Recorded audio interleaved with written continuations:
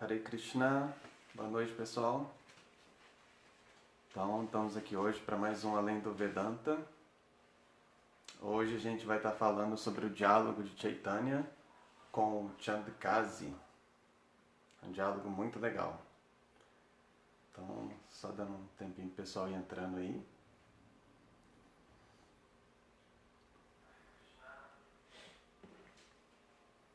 Estou vendo aqui que o pessoal está entrando.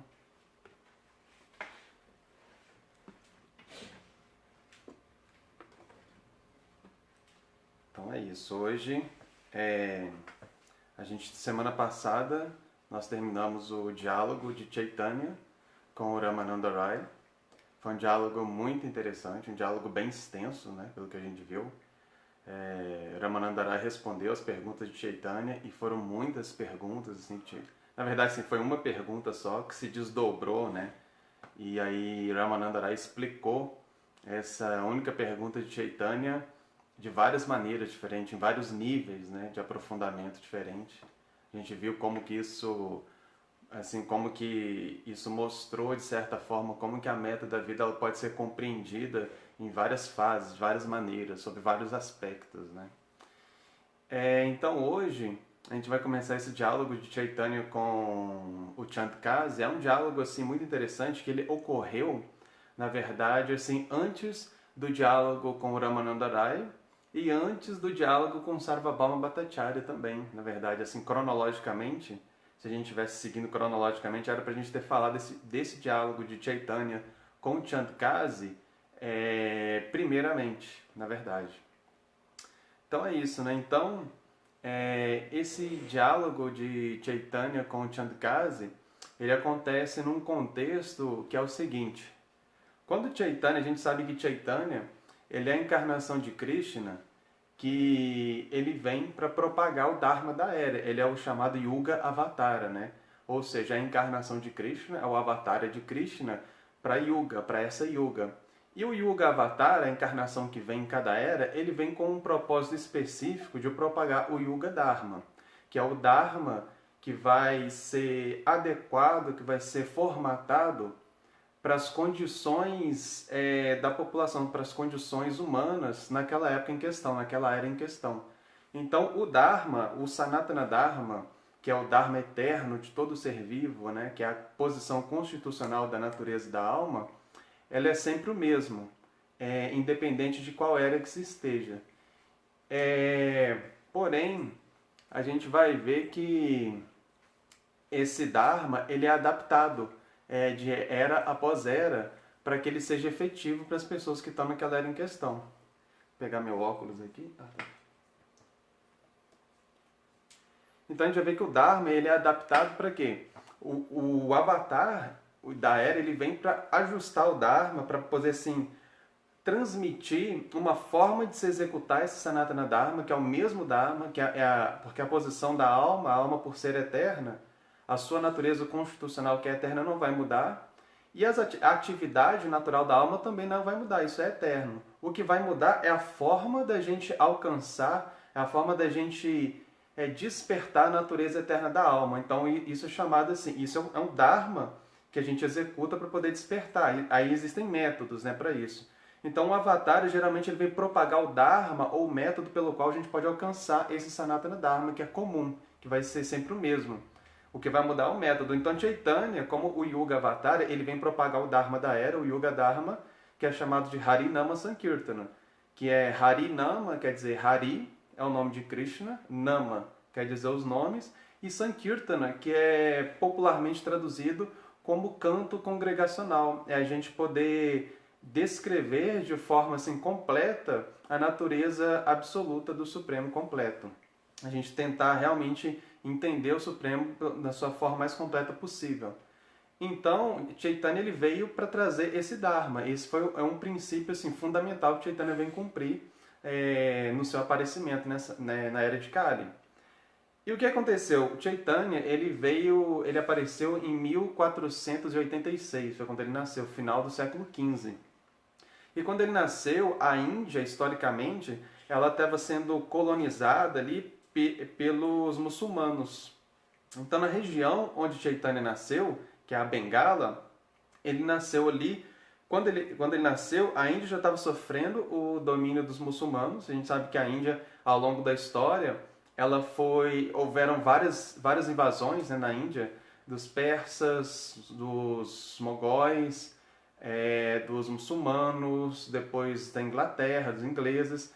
A gente viu que a Índia, várias vezes, houveram várias tentativas de colonizar a Índia. Algumas dessas tentativas deram, digamos assim, deram certo, e a Índia ficou sob o jugo desses colonizadores durante muito tempo.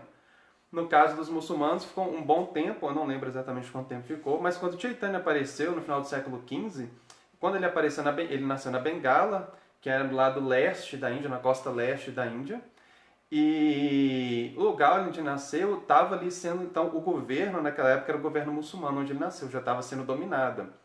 Então, nessa época já existia um certo tipo assim, de conflito assim, de interesses entre os muçulmanos e os hindus. É uma coisa assim, que existia assim, e é tão interessante essas disputas que existiam entre eles, que na época não era uma coisa assim tão séria quanto se tornou ao longo da história, como a gente vai ver no século XX mesmo, com atentados terroristas, etc. Era uma coisa mais de nível teológico mesmo.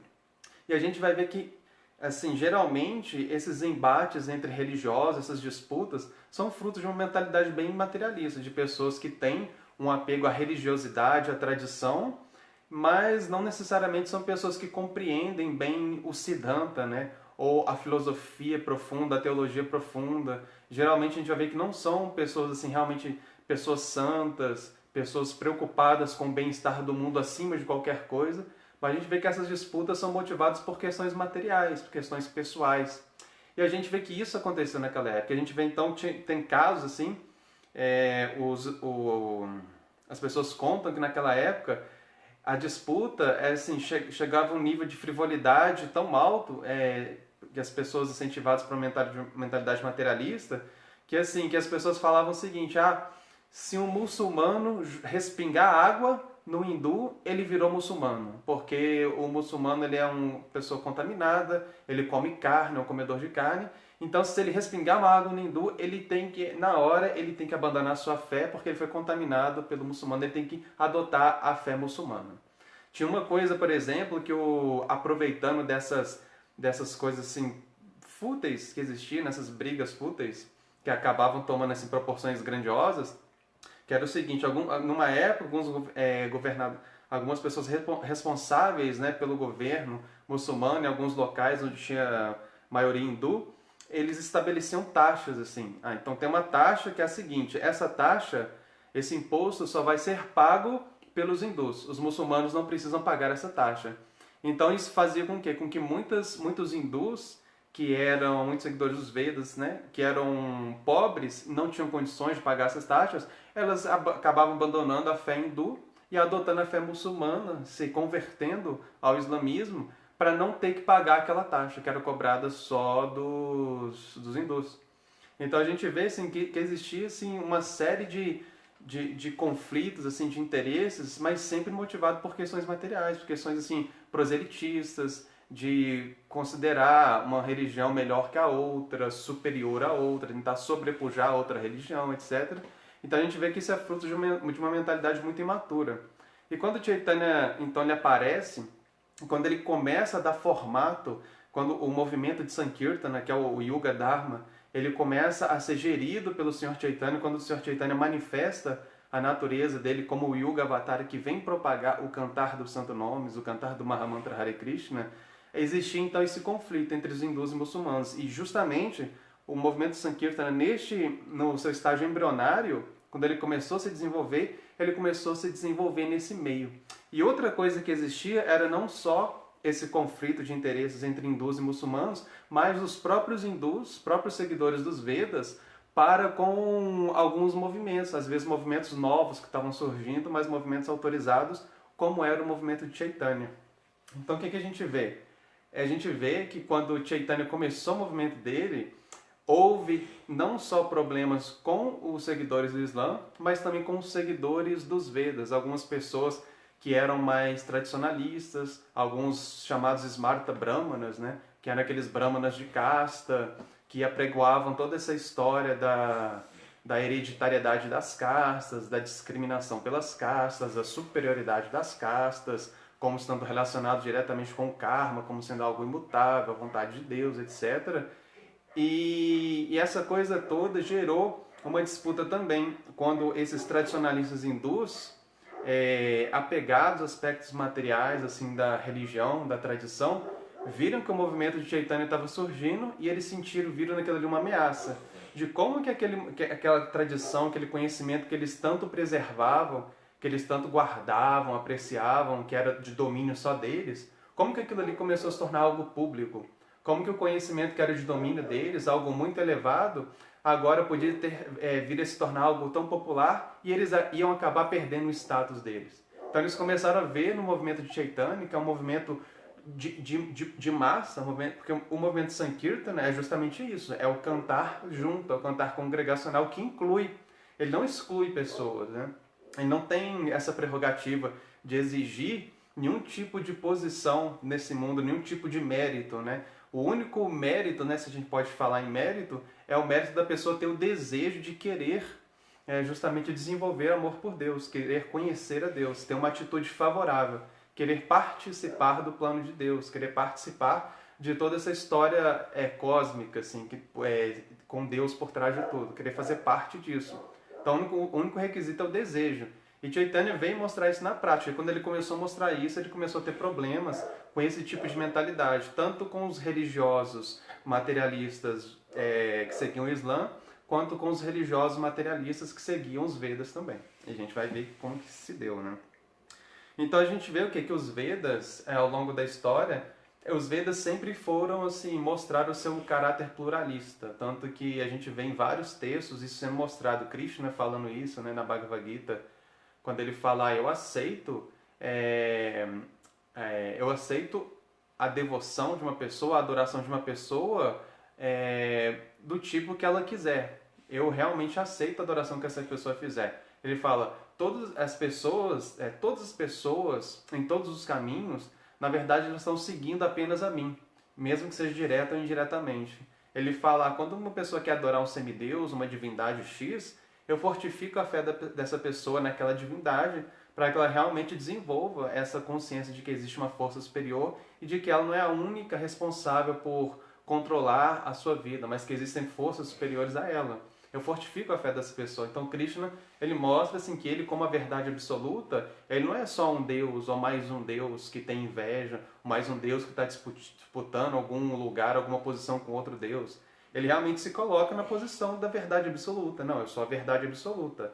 E se é uma verdade absoluta, é única. Só existe eu, só existe a mim, Krishna. E eu me manifesto de infinitas formas diferentes. Então todos estão seguindo o meu caminho. Então a gente vê que dentro dos Vedas não existe esse problema de tradições. Sempre existiram várias tradições ou vários caminhos para se chegar a essa verdade absoluta única. E essa verdade absoluta sempre se manifestou de várias formas. A gente tem aquela anedota, né, dos cegos que estão indo de uma vila para outra e se deparam com um grande elefante assim no meio do caminho, mas nenhum deles podia ver que era um elefante. E eles começam a palpar o elefante e cada um começa a palpar uma parte do elefante e começa a descrever. Aí um tá pegando a perna, fala, nossa, tem uma coisa aqui na minha frente que é um tronco de árvore. Aí um pega na orelha e fala, olha, tem um abanador aqui na minha frente, eu não estou entendendo. Aí o outro pega o rabo do elefante, um leque grande, quer dizer, pega na orelha, acha que é um leque grande. O outro pega no rabo, acha que é um espanador. Nossa, mas tem uma coisa que parece um espanador, né? E ninguém consegue entender. O outro pega na barriga, olha, acho que tem um balão gigante aqui na nossa frente, uma coisa esférica, redonda e macia. E aí uma pessoa vê eles de longe assim e fala, olha, eles estão tentando entender algo assim, cada um de um ponto de vista, né? Mas ninguém consegue ver a verdade completa.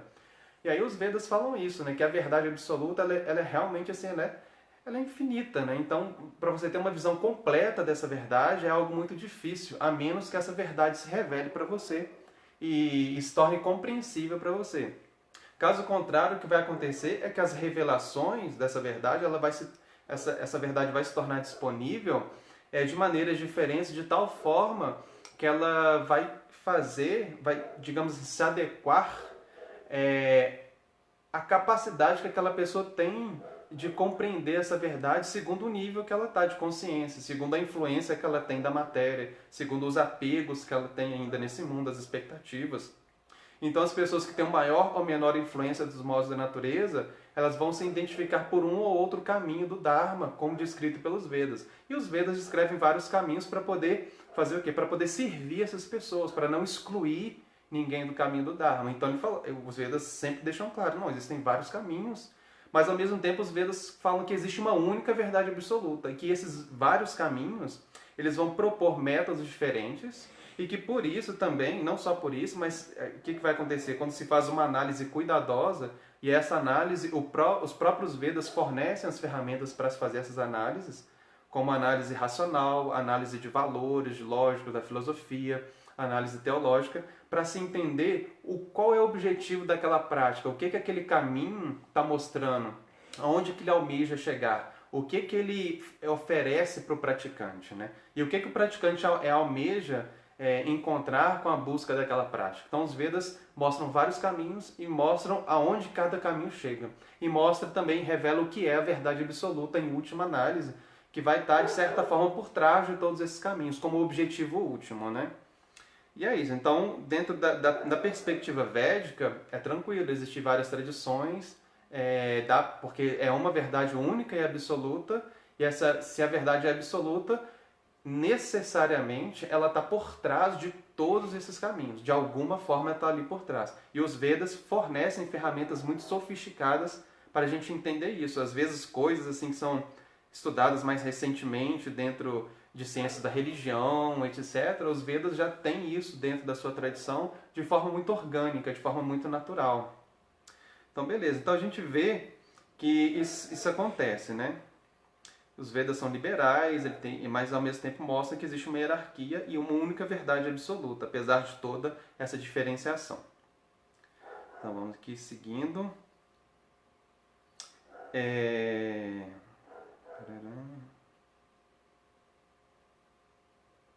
Então a gente vê, por exemplo, assim, que a questão da disputa que existia na época assim, entre hindus e muçulmanos, isso não é fruto de pessoas maduras espiritualmente, é fruto de pessoas realmente assim, que têm tendência bem mesquinha, bem materialista. São seguidores assim, do que é chamado de Kaitava Dharma, que é aquele Dharma que tem algum tipo de motivação material por trás.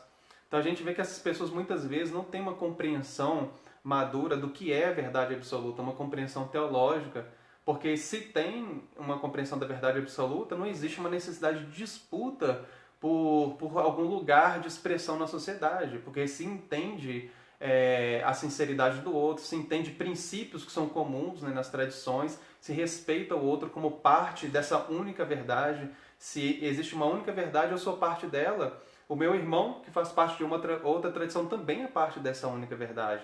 Então a gente vê que as pessoas que são espiritualmente maduras não caem nessa armadilha do ego, de ficarem disputando entre religiões. A gente vê que tem uma história muito interessante, que é a história de Jadabharata, que era um grande devoto de Krishna, um devoto puro, uma pessoa santa mesmo, e tinha um grupo de ladrões, eram ladrões assassinos, né? Que eles eram devotados a Kali, devotos de Kali, e eles adoravam Kali de uma forma assim, bem influenciada por tamas, pela ignorância. E o que eles faziam? Eles faziam sacrifício de animais, sacrifícios até humanos. Então eles raptaram Jadabharata, sequestraram ele para oferecer para Kali, como oferenda para Kali. E quando eles chegaram no esconderijo deles, onde eles adoravam a deidade, eles tinham uma deidade de Kali, e iam matar Jadabharata para oferecer, a própria divindade de Kali saiu de dentro dessa deidade, da estátua, né, da deidade, quebrou a estátua no meio, quebrou a deidade, saiu lá e matou todos os seus devotos, que eram aqueles ladrões, para salvar o devoto puro de Krishna, que era o Jadabharata, que era o único santo que existia entre aqueles todos que estavam ali. E aí esse episódio é muito interessante porque mostra como que as pessoas que são materialmente motivadas, às vezes elas acham que estão fazendo uma adoração à divindade e que aquilo ali é algo assim realmente muito elevado, mas como que a própria divindade que está sendo adorada ali, ela não aceita a adoração dessas pessoas como sendo algo elevado, como algo puro, né? Mas simplesmente como um protocolo para se aceitar aquela mentalidade caída, aquela mentalidade tacanha e tosca, mas que de alguma forma aquela mentalidade, sendo empregada no serviço do Dharma, vai fazer o quê? Vai fazer com que aquela pessoa aprenda de alguma forma, que ela se eduque em alguns princípios do Dharma, que sejam princípios mais primitivos, às vezes mais básicos, para ela começar a entender uma realidade superior. Então, muitas vezes, pessoas que adoram, por exemplo, fazer adoração de divindades, que envolvem matanças, sacrifícios, às vezes tem essa influência de tamas, aprendeu a se relacionar com a divindade dessa maneira, e a divindade ali aceita aquilo ali dentro desse protocolo de ensinamento, para fazer com que essas pessoas não queiram atingir os seus objetivos fora do Dharma, mas seguindo o Dharma, porque se não tiver o Dharma ali, elas vão fazer de qualquer jeito, melhor que faça de acordo com o Dharma. E quando essa pessoa, por exemplo, vai fazer um sacrifício de um animal, no modo, por exemplo, da ignorância, então o que ele tem que falar? Um mantra. E o mantra que ele fala qual que é? Por exemplo, para o animal, nessa vida eu estou te matando, mas na próxima você vai me matar. Então isso já gera nele um tipo de consciência da lei do karma, etc. Né? E por aí vai. Então vamos partir para a história aqui, vamos pular um pouco aqui que eu tinha feito umas anotações, porque senão realmente vai ficar muito extenso aqui. Então o que aconteceu? O movimento Sankirtana do Sr. Chaitanya, então ele se deu dentro desse contexto e várias pessoas se sentiram incomodadas, os muçulmanos e os hindus. E aí, primeiramente, sim, houve reclamação dos próprios hindus, aqueles seguidores dos Vedas, assim, que eram realmente religiosos, materialistas, que eram apegados à tradição, à religiosidade, ao ritual, e não à compreensão filosófica, não à purificação assim, da consciência, a despertar da devoção. Eles começaram a ver, então, um tipo de enxergar no movimento de Chaitanya uma ameaça para o seu status dentro da sociedade, seu status religioso, os brahmanas, os sacerdotes. Então eles viram que aquilo ali poderia fazer com que o conhecimento que era que eles detinham, que era prioridade deles na época, né, que eles guardavam as 7 chaves e não compartilhavam com as pessoas, ele estava fazendo com que aquilo ali se tornasse popular. E isso, naturalmente, ia fazendo com que eles perdessem, então, prestígio, etc. E viram nisso uma ameaça. Então, eles foram reclamar com o magistrado muçulmano, que era naquela época era o Chandikazi, que é a pessoa com quem o Sr. Chaitanya vai conversar. A gente vai ver isso daqui a pouco. E esse Chandikazi ele era tipo prefeito assim, de Navadvipa na era. Navadvipa é um conjunto, né, de várias cidades que formam essa Navadvipa. Navadvipa significa 9 ilhas, na verdade, né? O significado da palavra literal. E era um conjunto de distritos ali. E aí esse prefeito, né, o Chandikazi, ele ficou sabendo disso, e aí os hindus falaram isso, os Smarta Brahmanas, falaram, olha, o Sr. Chaitanya está fazendo isso e isso, ele está indo contra o princípio das escrituras, não existe nenhum princípio nas escrituras falando que se deve cantar os nomes de Vishnu, os nomes de Deus, de forma popular, de forma na rua, com o público. Não existe nenhum preceito falando que se deve fazer isso de forma pública, né? Quando a gente faz os nossos rituais, a gente faz a nossa vigília para Durga, para Devi, a gente faz isso de forma restrita. A gente faz essa vigília, a gente canta, mas a gente canta de forma restrita. Não existe nenhum preceito falando que eles têm que fazer isso na rua. Então, ou seja, eles usaram, na verdade, um argumento assim, que na verdade não tem nem se discutir muito, porque da mesma forma que pode ser que não tenha nenhum preceito falando vocês devem fazer isso de forma pública, cantar nas ruas com o público, também não existe nenhum argumento falando que não pode fazer isso de forma pública, né? Então é um argumento assim, bem tendencioso. Então eles falaram, olha, esse movimento Sr. Chaitanya é um movimento desautorizado, ele não está autorizado a fazer isso, ele não tem respaldo dos Vedas, ele está manchando o nome dos Vedas, está deturpando a tradição hindu, então esse movimento ele não é autorizado, ele tem que ser parado antes que aconteça assim, uma disseminação errônea assim, dos preceitos hindus e a gente acabe caindo na desgraça, acabe perdendo toda a nossa pureza, todo o nosso poder por causa de um movimento assim, sentimentalista que não tem nenhum respaldo. Aí o Chandikazi, ouvindo as queixas dos hindus, desses brahmanas, né, seguidores védicos, etc., materialista, ele falou, beleza, então, já que ele está fazendo isso, ele está cantando em público, está influenciando muita gente, isso também, de certa forma, era do interesse dos muçulmanos, que não queriam que a fé hindu se espalhasse, assim, a todo canto, que houvesse uma efervescência da fé das pessoas, que naquele momento estava sendo, assim, tinha sua expressão maior, por meio das tradições do Shaktismo mesmo, da adoração a Durga, da adoração a Kali, na sua forma de Bhavani, né? Então era uma adoração que era mais materialista, que era feita em rituais específicos, e não era uma coisa que era tão assim aberta para o público em geral, né? Era uma coisa mais funcionava nos locais, nos templos, em datas específicas. Não era um movimento tão popular quanto o movimento de Chaitanya, que todo dia você sai cantando nas ruas os nomes de Krishna, os nomes de Vishnu, e é isso aí, vamos cantar, vamos celebrar a vida espiritual. Eles não tinham isso, né? Não tinha essa efervescência, não tinha esse movimento mesmo, né? Era uma coisa mais ritualística. E aí o Chandkasi entendeu que isso realmente era um motivo, e ele, beleza, vou lá ver o que eles estão fazendo então e vou fazer alguma coisa. Aí ele foi lá, o Chandkasi chegou num dia na casa de umas pessoas que estavam cantando, de uns devotos, e ele falou, olha, vocês não vão poder fazer esse kirtana público mais, vocês vão ter que parar com isso, e a partir de hoje está proibido. Quem eu ver fazendo isso agora nas ruas vai sofrer uma punição. Quem estiver fazendo isso vai ter que ser convertido à fé islâmica, vai ter que se tornar um muçulmano. Então, e outra coisa, como é que é? Ele pegou a mridanga, que é o instrumento, né, que os devotos usavam, a gente usa hoje em dia muito ainda, que é aquele tamborzinho de dois lados, né? E pegou e quebrou as mridangas. A mridanga a gente sabe que é o coração do kirtana, porque ele marca as batidas, o ritmo, né? Que se compara ao ritmo do coração, inclusive. Então, o mridanga é um instrumento assim que desde aquela época é considerado um instrumento realmente assim, até sagrado, até como um instrumento divino mesmo, né? Uma encarnação de Balarama, que serve ao movimento de Sankirtana, né?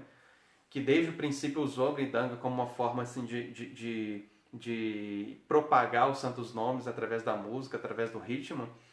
E ele vai e quebra essa mridanga, proíbe todo mundo, falou que ia prender, falou que ia converter todo mundo ao islamismo e estava proibido, senão ele ia mandar prender. Aí a partir daquele dia, todo dia ele começou a mandar, a partir daquele dia, enviou vários guardas para poder vigiar as pessoas para que elas não fizessem kirtan em público. Então era um tipo de retaliação, assim, um tipo de, como é que fala? De ditadura, né?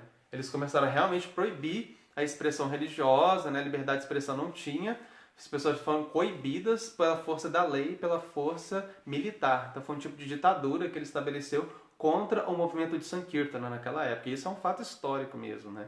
A gente já vê que até hoje tem isso nos livros mesmo, esse debate do Kasi com Chaitanya, etc, né?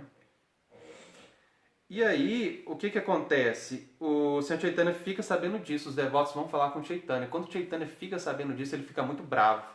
Porque apesar de a gente saber que Chaitanya, ele vem expressão maior de Audarya, Audarya é a magnanimidade, a misericórdia, ele não vem para cumprir a função, por exemplo, como outros avatares de Krishna, que vem propagar o Dharma, né, que isso é necessário, mas ele vem refrear as atividades ímpias, às vezes para refrear as atividades ímpias, materialistas, assúricas, né, egoístas. Algumas pessoas têm que sofrer danos muito fortes, algumas pessoas têm que morrer, algumas pessoas são contrárias ao Dharma mesmo, vão acabar morrendo mesmo.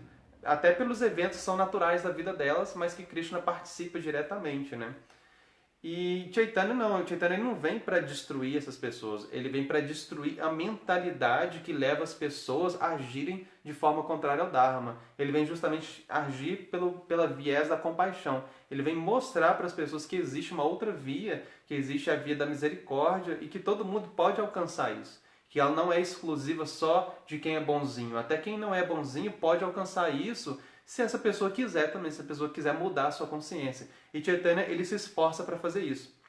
Mas quando ele fica sabendo que o seu movimento de Sankirtana estava sendo parado, que estava acontecendo uma ditadura naquele momento social, que estava impedindo a religião de se manifestar, o próprio Dharma da era de vir a se expressar na sociedade e tomar o seu lugar de direito, que é o seu lugar como Yuga Dharma, aí ele ficou super bravo, aí ele manifestou sua ira, que é a mesma ira que a gente vê em Nrsimhadeva, que é o avatar de Krishna que vem justamente para destruir o demônio, né, que é o demônio Hiranyakashipu, e salvar o seu devoto Prahlada Maharaja. E aí Sr. Chaitanya fica muito bravo e os devotos nunca viram ele tão bravo. Ele fala, como que esse cara, né, baseado em que ele está proibindo o movimento de Sankirtana, o cantar dos santos nomes, que é benéfico para todas as entidades vivas.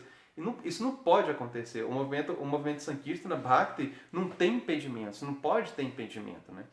E aí ele parte lá para falar com o Kasi. Aí o que ele faz? Ele chama todo mundo de Navadvipa, ele fala, olha, eu quero que vocês vão avisar todo mundo aqui de Navadvipa para se encontrar comigo e fala para todo mundo, depois do almoço, todo mundo trazer uma tocha, que a gente vai até a casa do Kasi e eu quero ver quem é que vai impedir o meu movimento de Sankirtan. Quero ver quem vai impedir os meus santos nomes de serem espalhados aqui. Quero ver quem é que tem culhão para isso, né? Então, o Sr. Chaitanya mostra, fica bravo, ele leva a sério mesmo, né? Ele fala, não, isso aqui eu não admito. Impedir que os meus santos nomes sejam cantados, eu não admito, porque é isso aqui que vai salvar as pessoas, esse que é o Dharma dessa era. Ninguém pode fazer isso. Então, ele fica muito bravo, né? Então, o que acontece? Aí todo mundo se reúne, e o Sr. Chaitanya faz um grande desfile, né? Que é o maior, é um dos maiores kirtanas que o Sr. Chaitanya faz, acho que é o maior kirtana, né? Que o Sr. Chaitanya organiza quando ele esteve presente no planeta é esse. Todo mundo assim de Navadvipa, ele vai passando em todas as cidades assim que compõem a Navadvipa, todos os distritos ali, né, que é bem pertinho do outro. A gente faz esse percurso a pé quando a gente faz a peregrinação lá, né, eu já participei. E aí ele foi reunindo todas as pessoas, desde a hora do almoço até o cair da noite, reunindo todo mundo. A descrição que tem nos textos é que eram milhões de pessoas, né? Eu não sei, né, se existiam milhões de pessoas, eu não sei se Krishna, o Sr. Chaitanya, manifestou um poder místico e que muitas pessoas vieram. A descrição é que alguns devas, alguns semideuses se infiltraram também nesse kirtana que ele estava fazendo, que foi o primeiro kirtana público, né? Isso é uma coisa interessante. Foi o primeiro kirtana público que o próprio Chaitanya fez, foi esse. Antes, o que ele fazia? Ele fazia os kirtanas na casa de Shrivasacharya, que eram kirtanas restritos, e até uma coisa interessante isso, porque ele fazia restrito para evitar que os ofensores, que os materialistas ficassem ofendendo a manifestação de êxtase, de amor dos seus devotos. Então, isso é até um motivo para eles criticarem o movimento Chaitanya e ter o desejo que ele fosse parado, porque eles não podiam participar. Eles ficavam se sentindo excluídos, esses brahmanas, smartas brahmanas, esses hindus assim, muito materialistas, ficavam se sentindo excluídos e falando, não, o movimento Chaitanya é exclusivista. Aí ficavam inventando um monte de lorota, um monte de história para poder fazer com que o movimento de Sr. Chaitanya caísse assim, em maus lençóis na boca do povo. Então eles falavam que eles se trancam, eles realizam o Chaitanya, o Nimai, né, chamavam de Nimai, ele realiza os kirtanas de portas trancadas porque eles levam mocinhas para lá e ficam a noite toda com essas mocinhas. Ah, não, é porque tem alguns deles, por exemplo, a gente vê o Shiridara, o Kolavesha Shiridara e outros, né, que alguns eram mendicantes, Kolavesha Shiridara não, mas havia alguns mendicantes, eles não conseguem nada mendigar, ganhar doações, né, durante o dia, e eles vão à noite ficar lá delirando, gritando, né, para chamar atenção, porque eles não conseguiram nada durante o dia. Ah, não, eles ficam assim, é porque eles tomam algum tipo de bebida e ficam ali loucos, gritando, cantando esses nomes. Aí outros falavam, não, que eles ficam lá porque na verdade eles ficam adorando Durga, eles ficam adorando Bharvani, né? Eles começaram a inventar um monte de história para realmente assim, fazer com que o movimento Sr. Chaitanya fosse realmente desvalorizado perante a sociedade. E aí, existe até um deles, que era o Gopala Chapala, o que ele fez? Ele pegou uma oferenda para Bharvani, que é tipo o que a gente chama de despacho, né? Popularmente a gente chama de macumba, que a gente vê dentro de algumas religiões de descendência afro. E ele fez, então tinha essa oferenda para Bharvani que envolve que vinho, envolve carne. Então ele colocou uma oferenda dessa na frente da casa ali, da porta da casa de Shrivasacharya, que era muito respeitado entre toda a população na época lá de Navadvipa. Ele era uma pessoa muito séria, muito pura, muito comprometida com os princípios Vaishnavas. E ele coloca essa oferenda para as pessoas pensarem que ele estava, na verdade, era um adorador de Durga, mas que também estava se fazendo passar por um Vaishnava. E aí isso ia fazer com que ele caísse na desgraça com os Vaishnavas, porque as pessoas iam ver, não, ele na verdade está bebendo vinho, está comendo carne, e está falando que está seguindo os princípios Vaishnavas, de pureza, de compaixão, né, de austeridade, enquanto na verdade bebe vinho, mata animais para oferecer em sacrifício. E também entrar em desgraça com os outros hindus que seguiam esses princípios, né, que ofereciam vinho, ofereciam carne, consumiam, porque ia mostrar que ele também tinha uma mentalidade dúbia, né, que estava querendo jogar dos dois lados, enganar todo mundo, né. Mas no final das contas ele fala assim para as pessoas, fala, não, eu adoro Durga mesmo, tal, isso aqui é uma oferenda minha que eu fiz. Ele dá um 7-1, assim, né, joga um verde com o povo, né, fala, não, sou eu mesmo, né. Ele fala assim que era dele mesmo, mas na verdade não era, né, aquela oferenda. Mas aí todo mundo fala, não, isso não é possível, a gente conhece o seu caráter e tal. Aí depois de 3 dias, esse Gopala Chapala, que tentou arruinar a fama dele, ele pega lepra, né? Ele fica cheio de feridas, assim, saindo pus, saindo sangue, um monte de verme, um monte de inseto picando ele, assim, um sofrimento interminável. Aí depois de de 3 ou 4 dias ele vê o Sr. Chaitanya nas margens do Ganges e pede desculpa para o Sr. Chaitanya, e o Sr. Chaitanya fala, olha, você cometeu a maior das ofensas, que é tentar macular o caráter do meu devoto. Os meus devotos, eles são pessoas puras, são almas puras, né? Todos aqueles que estão seguindo o meu movimento com sinceridade são almas puras. Você nunca devia ter feito uma coisa dessa. Se você tivesse feito isso pra mim, eu te perdoava, não tem nenhum problema. Mas você macular a fama do meu devoto, isso aí é imperdoável. Eu não posso te perdoar por causa disso. Você, na verdade, vai ter que sofrer assim, de uma maneira infernal por causa disso. Ele falou, a única maneira de você se ver livre disso é você chegar para aquele devoto que você ofendeu, para o Shridhara, para o Shrivasacharya, e você prestar reverências para ele, pedir desculpas sinceras para ele e prometer nunca mais voltar a pecar. Se você fizer isso, você vai se ver livre dos seus pecados, vai se ver livre dessa maldição, né, que você ganhou.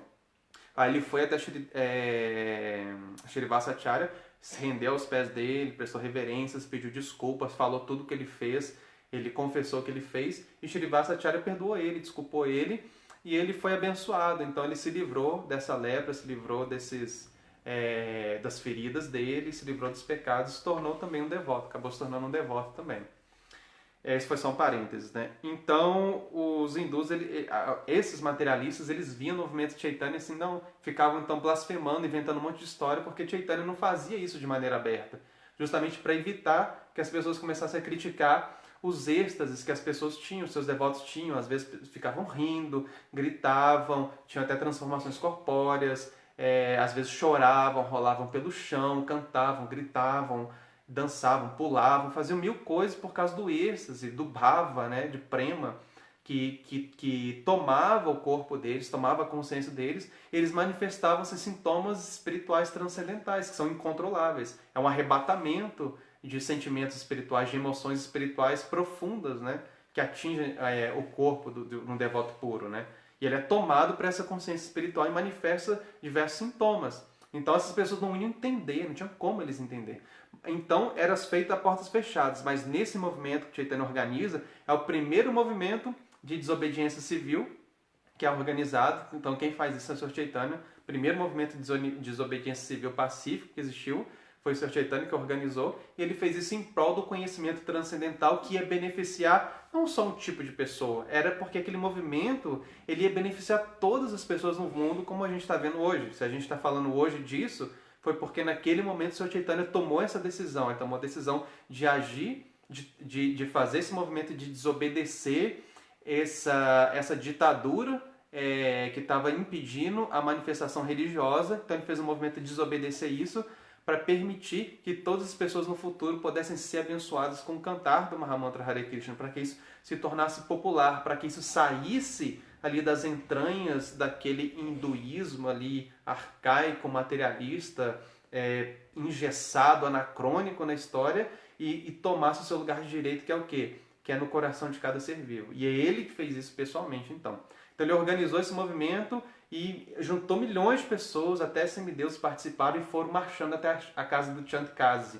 Quando chegou na casa do Chandkasi, então eles já começaram a escutar, assim de longe, porque chegaram lá já à noitinha, então já viram aquelas tochas acesas, assim, né? A descrição do texto é o seguinte: parecia que o Brahma Jyoti estava ali, de tantas tochas que tinham, de tanta pessoa que tinha naquele Kirtana, que foi o primeiro Kirtana público de Chaitanya, que ele fez justamente assim, vamos inaugurar então, vamos abrir as portas, as comportas assim da misericórdia. Então vamos lá já destruir essa mentalidade materialista que impede a misericórdia e já vamos organizar a coisa para se tornar um marco na história.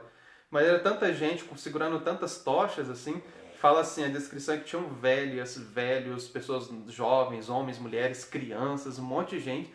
Todo mundo tinha tocha, tinha gente que tinha 2 tochas, então era tanta luminosidade que parecia que o Brahma Jyoti, o esplendor espiritual, estava ali presente. O próprio sol, parecia também que o próprio sol estava ali se manifestando. Aí chegando lá na casa do Chandkasi, eles já ficaram assim, alguns devotos já estavam bravos assim, né, encarnando esse humor de ira de Chaitanya, né? Não, vamos lá, vamos quebrar, vamos pegar a cabeça do Kasi, vamos cortar a cabeça dele, vamos chutar a cabeça dele fora, assim. Alguns estavam ensandecidos, assim, né? mas a descrição que tem é que todo mundo estava participando desse Kirtana, estava manifestando sintomas de amor. Todo mundo que participou do Kirtana junto com Chaitanya, que estava ali naquele Kirtana, o Senhor Chaitanya manifestou a sua natureza de amor, a natureza de compaixão espiritual, e quase todo mundo estava ali experimentando algum tipo de êxtase espiritual cantando os nomes de Krishna naquele Kirtana junto com ele.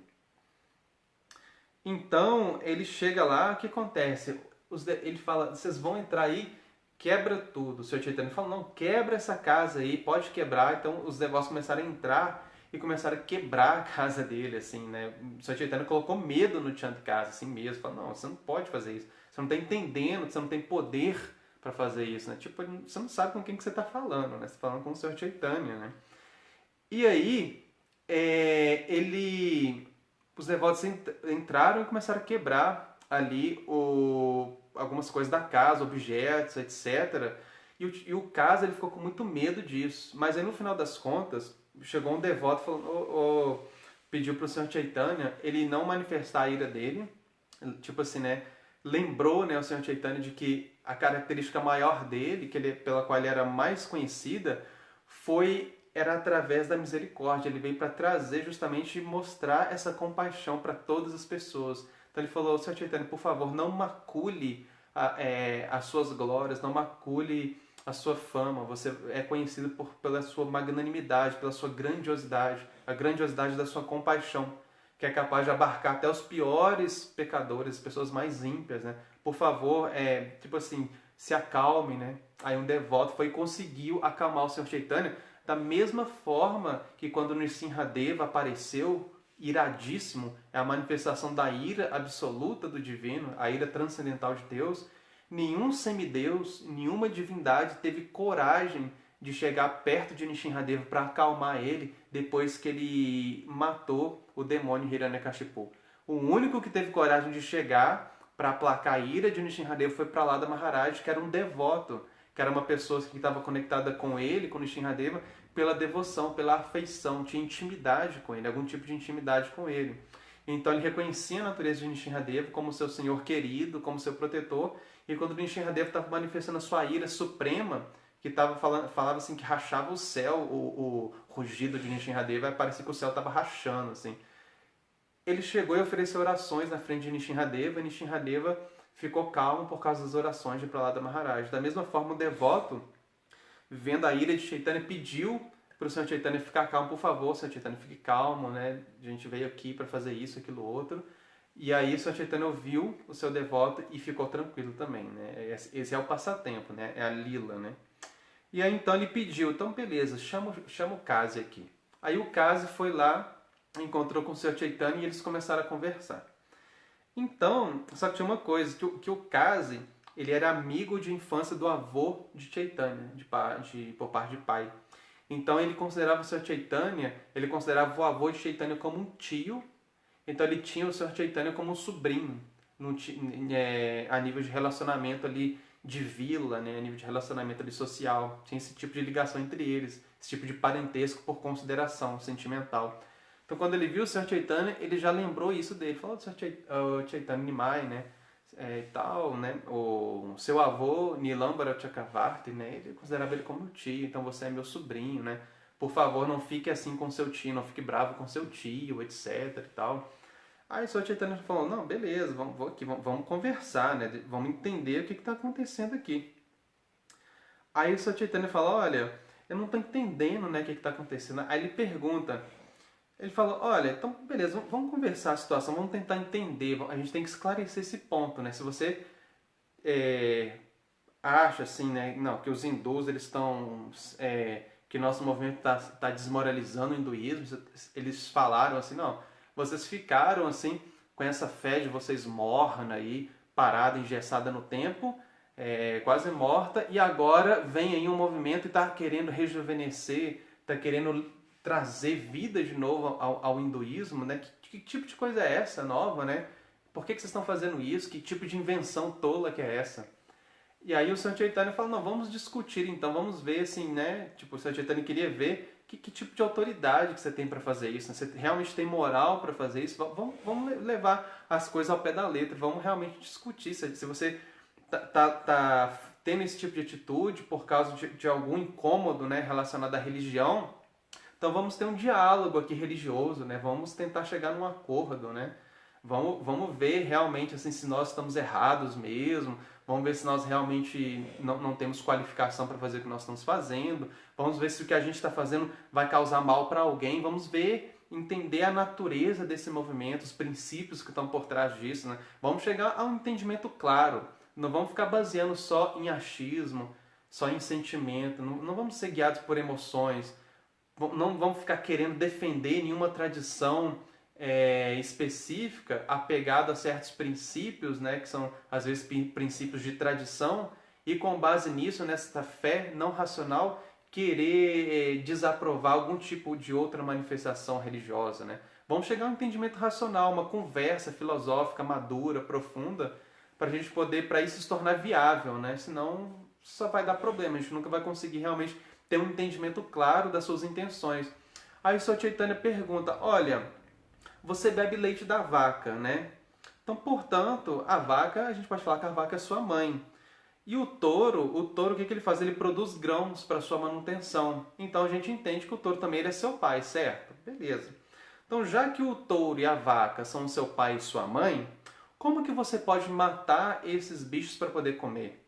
Que tipo de princípio religioso é esse? Sr. Chaitanya fala. Com que força, que moral que você tem para ter tanta ousadia para chegar ao ponto de cometer esse tipo de atividade, de matar o seu pai e a sua mãe para se alimentar? Que tipo de princípio religioso é esse? Já que você está realmente querendo desvalorizar essa tradição, meu movimento, né, tipo assim, a minha religião, então vamos discutir sobre princípios universais. E o ponto, a gente vê que o Sr. Chaitanya, ele não está atacando diretamente a religião, a fé, a teologia. Ele está passando assim, o diálogo, ele só nesse ponto. É esse único ponto que é discutido entre o Sr. Chaitanya e o Kazi. O Sr. Chaitanya não vai tentar ter uma atitude proselitista, ele não vai tentar converter o Kazi, ele traz um princípio que é de ordem universal, um princípio que não é um princípio que depende de algum tipo de fé, de algum dogma religioso. É um princípio que é baseado em compaixão. Compaixão é algo que todo ser humano naturalmente concorda, que compaixão é uma boa qualidade e que todo mundo deve adotar, e que isso faz bem ao ser humano, e que qualquer religião, qualquer tradição que não promova a compaixão vai ter algum tipo de coisa errada com essa tradição, com essa religião, já que a religião ela tem assim por princípio básico promover o progresso do ser humano, os seus princípios mais elevados, promover algum tipo de paz e felicidade entre os seres humanos, a sua relação com Deus.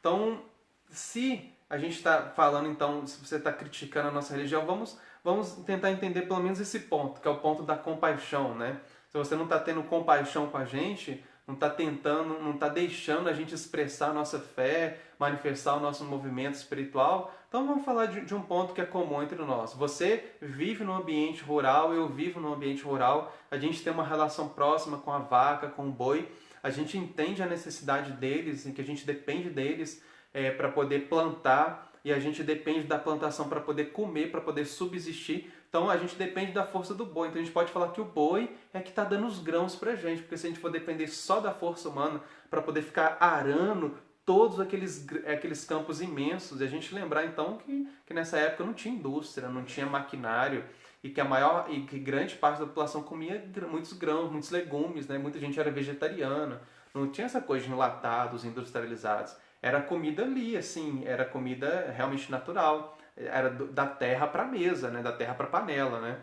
E então dependia-se muito da plantação, a relação com a terra, a relação com os animais era uma coisa muito evidente.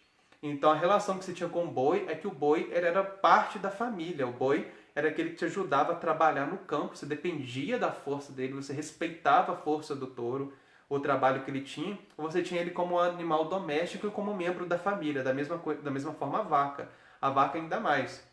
A vaca dava o leite, e naquela época a gente sabe que as famílias, não tinha televisão, né, como o pessoal gosta de brincar, né? Então as famílias eram muito numerosas, não tinha métodos, essa coisa de métodos contraceptivos como a gente tem hoje. Então geralmente os casais, assim, as pessoas tinham muitos filhos. E às vezes uma mãe, ela tem um filho com 4 anos de idade, o outro com 3, o outro com 2, o outro com 1, e às vezes está esperando o outro na barriga, ali, na gestação. Então a gente vê que às vezes ela não tinha leite o suficiente para dar para todo mundo. Então o que acontece? Você depende do leite da vaca para poder estar alimentando, sustentando, nutrindo seus outros filhos, para os quais você não pode dar o mamar para ele direto do seu seio, o leite materno para eles. Então a vaca, dentro da cultura védica, dentro das escrituras védicas, ela é dita, ela é considerada uma das 7 mães. Então ela é uma mãe, é aquela que te dá o leite, que te dá a vida, o alimento assim, mais essencial, um dos alimentos mais nutritivos que existem é o leite. E você depende desse leite, principalmente as crianças, né, depende desse leite para se nutrir, principalmente naquele contexto que eles viviam. Então o Sr. Chaitanya, ele tinha muitos argumentos assim óbvios, e o Kazi, ele entendia isso, que era a realidade do Kazi também, porque não é porque uma pessoa era muçulmana que ela também não ia ter um monte de filhos e os seus filhos não iam depender do leite também. E o leite era tirado da vaca, principalmente, né? Então, as pessoas entendiam, não, tinha que ter uma relação próxima com a vaca, com o boi, todo mundo, todas as pessoas da sociedade, independente da sua fé, da sua religião, elas dependiam desses animais para sobreviver.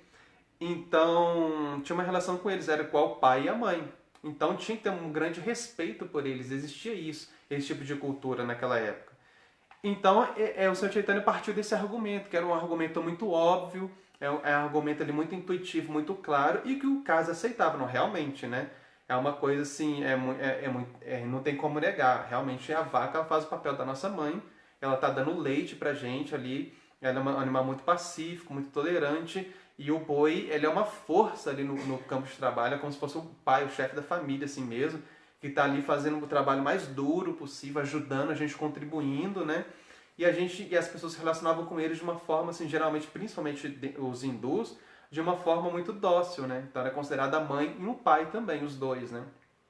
E aí Chaitanya pergunta, então baseado nesse princípio, né, de que eles são nosso pai e nossa mãe, com que moral, né, baseado em que você mata esses animais para comer a carne deles e para se alimentar? Então o Sr. Chaitanya estava querendo o quê? Dar uma desmoralizada no caso para mostrar para eles que na verdade assim qualquer tentativa que ele de repente fosse ter de tentar desvalorizar, desaprovar o movimento de Sankirtana, que era baseado nos Vedas, na tradição védica, tentando comparar aquele movimento ali com a sua religião, eles podiam começar a conversar entre as religiões, ter um diálogo ali religioso, partindo então de um princípio que era comum, algo que era para o bem-estar de todas as pessoas, que era válido para todas as pessoas em todos os tempos e que não era um princípio que era pertencente a nenhuma tradição específica.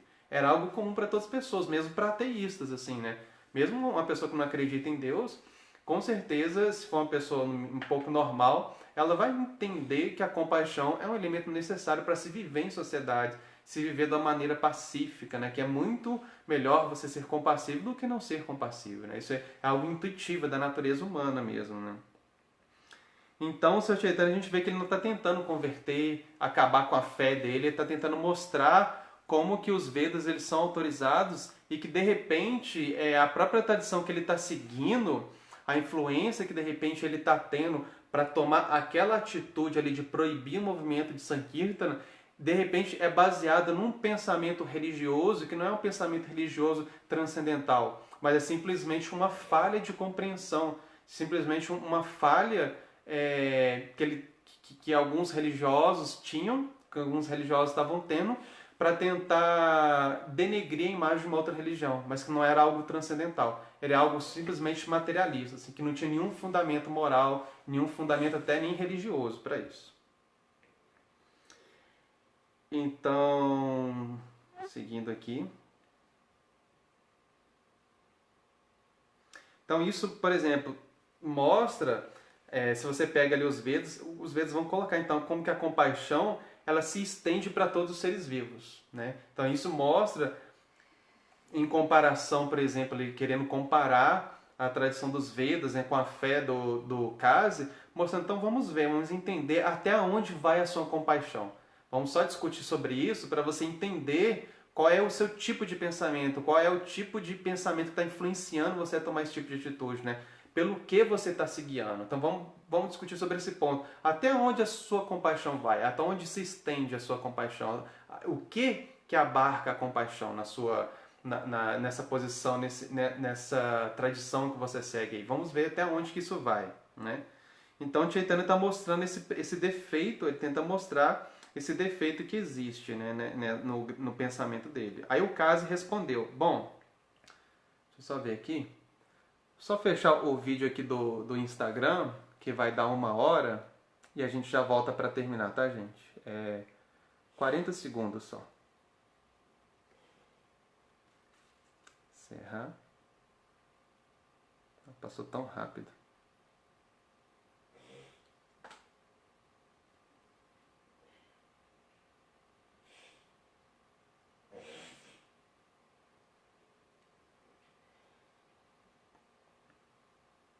Beleza.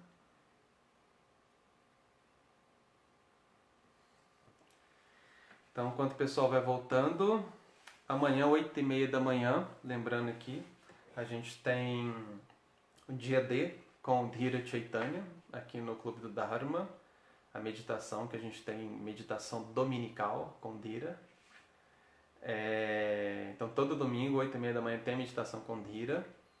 E amanhã, às 19h30, continua o estudo da Bhagavad Gita com Nrsimhananda. Amanhã, capítulo 7 da Bhagavad Gita, já começa a entrar no segundo... Bhagavad Gita é dividido em 3 partes, assim, né? São 18 capítulos, né? 6 capítulos, 6 capítulos, 6 capítulos.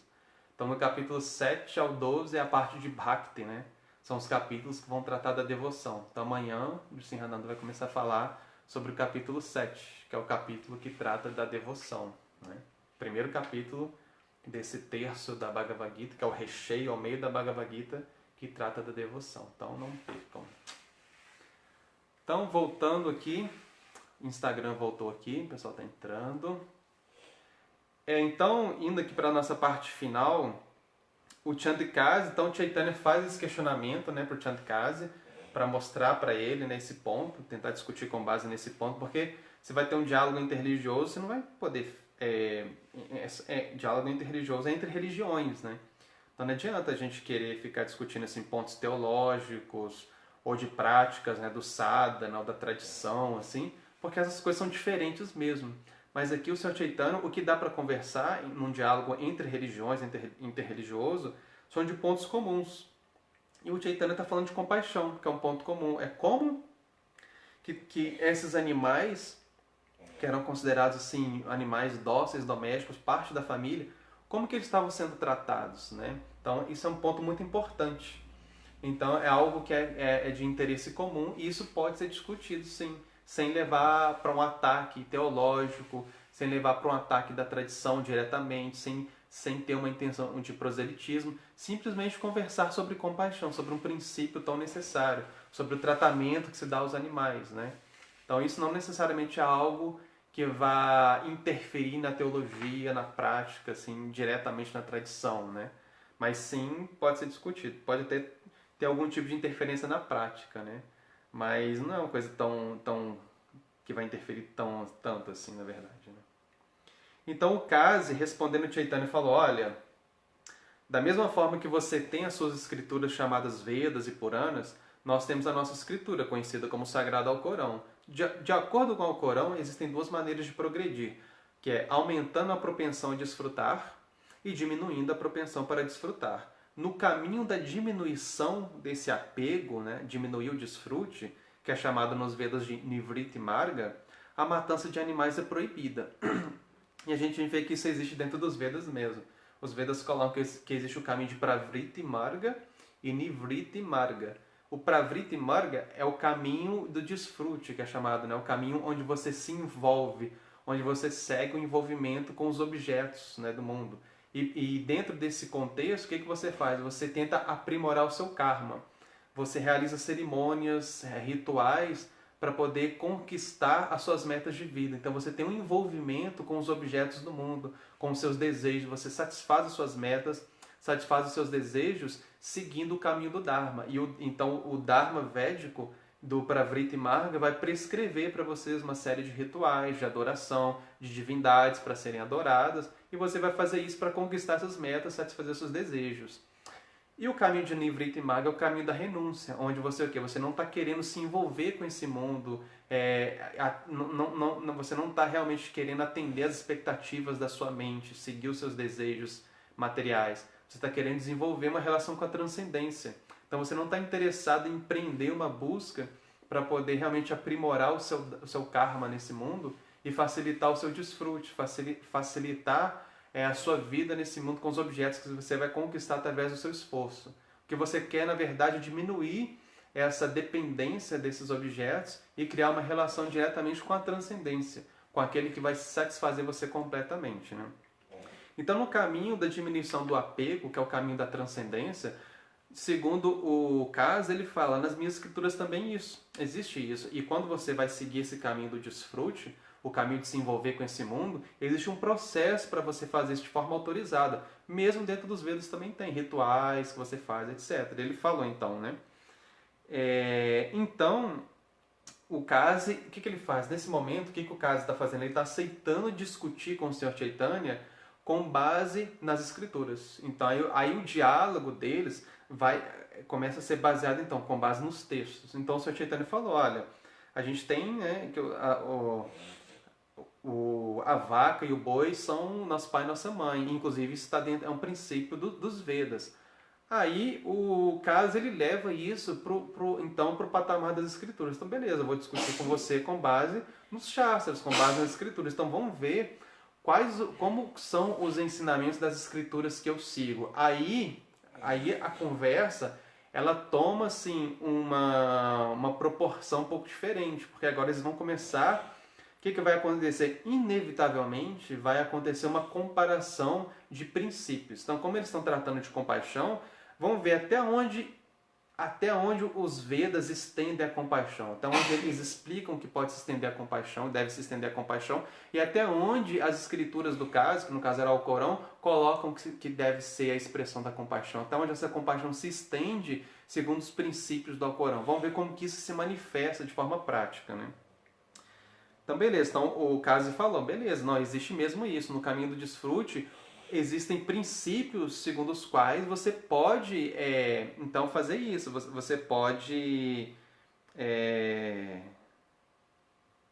matar animais de forma autorizada. Ele está falando. Aí, o que ele fala?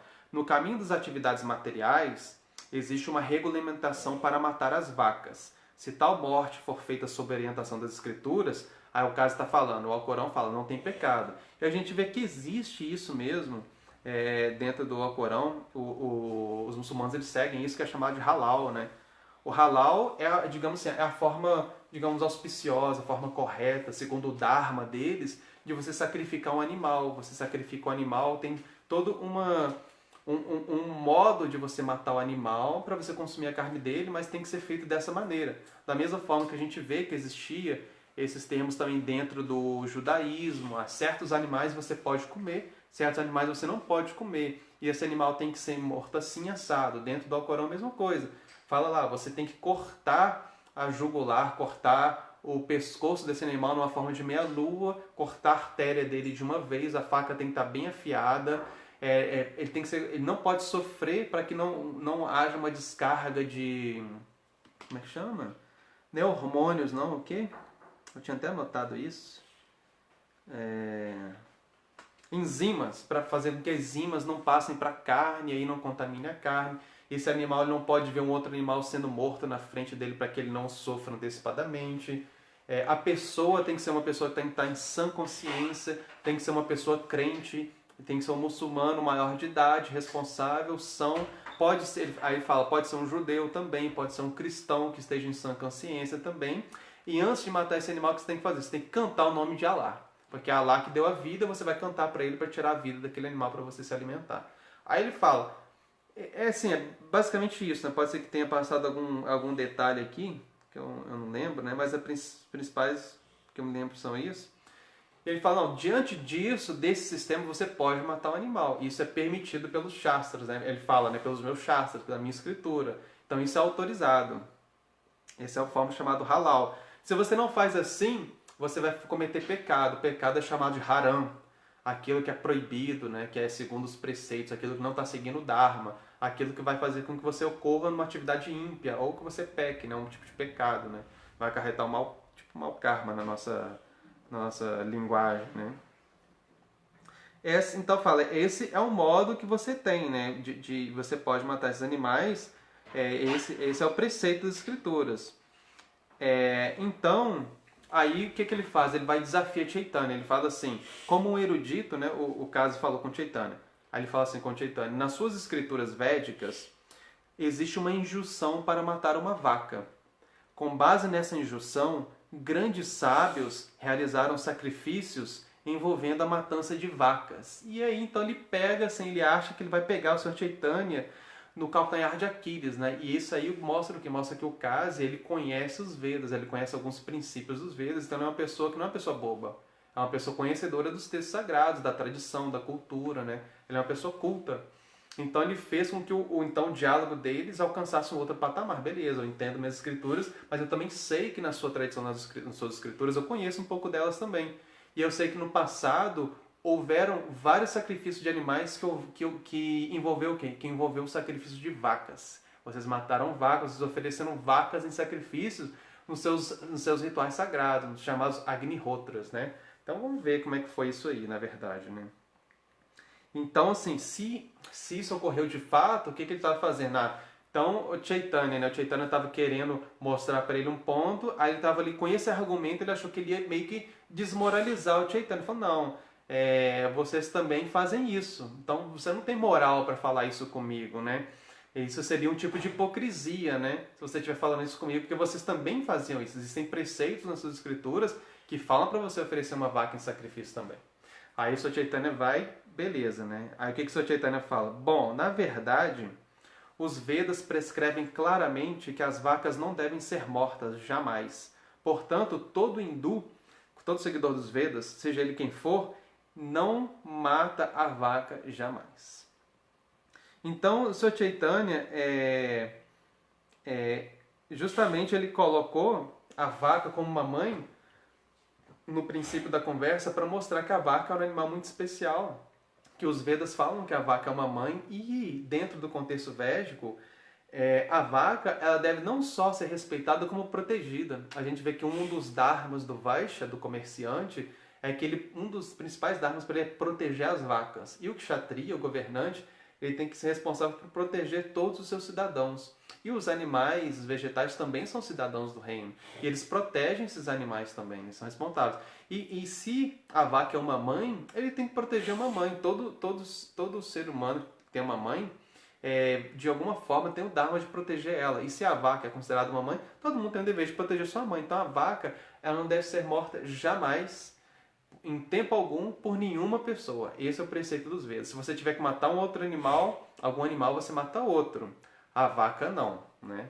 Então existe esse princípio dentro dos Vedas que a vaca realmente é um animal muito especial e existem muitas histórias dentro dos Vedas mostrando qual o patamar que a vaca ocupa dentro desse status, assim, status dos animais, das espécies de vida, né? Aí o Sr. Chaitanya fala, nos Vedas e nos Puranas existem injunções declarando que se alguém pode reviver um ser vivo, ele pode matá-lo para fins experimentais. Portanto, os grandes sábios às vezes matavam vacas velhas, cantando hinos, e traziam elas imediatamente de volta à vida, de forma perfeita. Então a matança e o rejuvenescimento de vacas velhas e inválidas não era realmente matar as vacas, mas era um ato de benefício a esses pobres animais, que estavam já na sua invalidez e tudo. Antigamente, haviam brahmanas poderosos que podiam fazer esses experimentos usando os hindos védicos, mas em Kali Yuga os brahmanas não têm esse poder. Portanto, a matança de vacas e touros para o rejuvenescimento é proibida em Kali Yuga. Então, o Sr. Chaitanya falou que em Kali Yuga 5 coisas são proibidas. Oferecer um cavalo em sacrifício, uma vaca em sacrifício, aceitar sannyasa, oferecer oblações de carne aos antepassados e um homem gerar filhos na esposa de seu irmão. Ele fala esse verso, né, que é um verso do Brahma Vaivarta Purana. Mas o ponto aqui é que ele fala o seguinte, na verdade os brahmanas, os sacerdotes, os sábios, eles não matavam as vacas. O ritual era feito para poder, na verdade, a vaca ganhar um outro corpo, uma outra vida, uma outra oportunidade de viver muito melhor do que ela estava tendo naquele momento.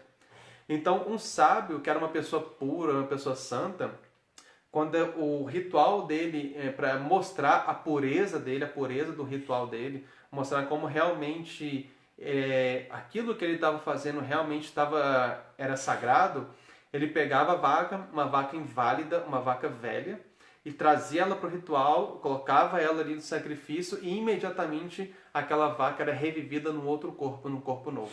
Então ela ganhava um novo corpo. A vaca, em momento algum, a vaca e o boi, em nenhum sacrifício védico, eles eram mortos. Eles eram oferecidos em sacrifício e tinham sua vida encurtada. É muito pelo contrário, na verdade, é completamente o contrário. Eles eram usados ali, na verdade, eles ganhavam uma nova oportunidade de viver. Uma vida assim, muito melhor, uma condição de vida muito melhor.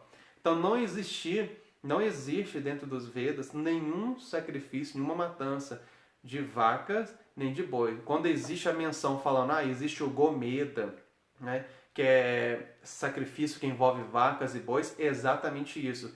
Eles não são mortos, eles perdem aquele corpo velho e ganham um corpo novo. Não tem porquê, não tem propósito nenhum de oferecer esses animais em sacrifício, né? Então, mesmo quando existe o Dharma no modo da ignorância, da escuridão, que é aquele Dharma seguido por pessoas que vão adorar certas divindades e para isso vão oferecer carne, animais em sacrifícios, vacas e bois sempre foram proibidas dentro dos Vedas. Se ofereciam outros animais, como cabras, como bode, como até búfalo, mas vaca e touro nunca, né? Então o Sr. Chaitanya está mostrando, na verdade, você falou, né? Está mostrando para ele, não, você está equivocado. Os Vedas, eles não permitem que você mate a sua mãe. Outros animais pode até ser, para aqueles que estão no modo da ignorância. Mas a vaca, que é a sua mãe, e o touro, que é o seu pai, não. Eles jamais podem ser mortos. Não podem sofrer nenhum tipo de sofrimento desse jeito, né? E aí mostra assim como que os Vedas ele mostra um ponto muito importante que é o seguinte, que é o ponto de que se uma escritura, se a gente está falando assim, está tratando assim de conversar entre escrituras, o que acontece? Eles estão discutindo um ponto que é qual ponto? O ponto da compaixão. E aqui o Sr. Chaitanya ele está mostrando um elemento muito essencial, que é a capacidade que os Vedas têm de mostrar, de possuir argumentos, de possuir uma estrutura assim tão completa, digamos assim, tão perfeita, né, em certos parâmetros, que mesmo em pontos assim, que às vezes são considerados contraditórios, quando você vai analisar eles a fundo, você vê que eles não são contraditórios. Você vê que realmente existe um argumento, existe uma compreensão adequada daquilo ali. Então isso mostra aí até onde que vai a relevância do conhecimento para a sociedade. Até que ponto que ela é relevante, até que ponto que um texto sagrado ele consegue dar instruções para as pessoas, instruir o ser humano, né, que vive em sociedade, até que ponto que ele pode fazer isso. Ele consegue ensinar para as pessoas, ensinar preceitos de vida para as pessoas, até que ponto, né? Então, se a escritura ela não consegue, por exemplo, a escritura sagrada, se a gente está falando de uma escritura sagrada, a gente está falando de algo que a princípio é perfeito, né? De algo que realmente é sobre-humano, não de algo que foi construído pelas mãos de uma pessoa e que por isso vai possuir os seus limites, os seus defeitos, as suas preferências, os seus condicionamentos. Se a gente está falando, tá tratando assim de conversa entre escrituras, a priori a gente aceita que essa escritura ela é algo sagrado, é algo que foi compilado não por uma inteligência humana, mas por uma inteligência sobrenatural e de preferência pela inteligência suprema e divina de Deus, e que portanto ela possui argumentos perfeitos. Então, se ela possui ensinamentos perfeitos, a compaixão dela, que ela vai mostrar ali até que o ponto onde essa compaixão vai se estender, tem que ser mostrada também de forma perfeita, assim, a priori, partindo de um argumento lógico, partindo de um raciocínio lógico. E o que o Sr. Chaitanya está mostrando aqui nesse momento, uma das coisas que ele está mostrando é isso. Está mostrando, olha, os Vedas realmente eles falam de compaixão, falam disso, falam que a vaca é seu pai e sua mãe. Tem sacrifícios que envolvem vacas, mas esse sacrifício não mata a vaca. Esse sacrifício rejuvenesce a vaca ganha um outro corpo, o boi ganha um outro corpo. Então os Vedas eles possuem escopo que garantem que aquilo que eles definiram como um padrão de justiça, como um padrão de compaixão, aquilo ali não seja invalidado em algum momento, em alguns de seus preceitos, de forma alguma. Então, o que pode existir é uma compreensão equivocada, uma compreensão incompleta dos preceitos. E quando você vai analisar o texto na sua profundidade, você vai chegar à compreensão correta, de que realmente aquele princípio não foi ferido, não foi quebrado. Então, ele está mostrando isso, né? Beleza, até onde vai, qual é a extensão da orientação dos Vedas, até onde que os Vedas conseguem orientar um ser humano nas suas atividades, né? Será que eles vão se contradizer realmente? Não, não vão. E a gente vai falar um pouco disso aqui. E é interessante que os Vedas possuem? Os Vedas possuem um sistema que é o seguinte, você tem a revelação, e a revelação a priori você aceita ela como sendo algo divino e que é chamado de Apaurucheia, que é livre dos defeitos e limites humanos.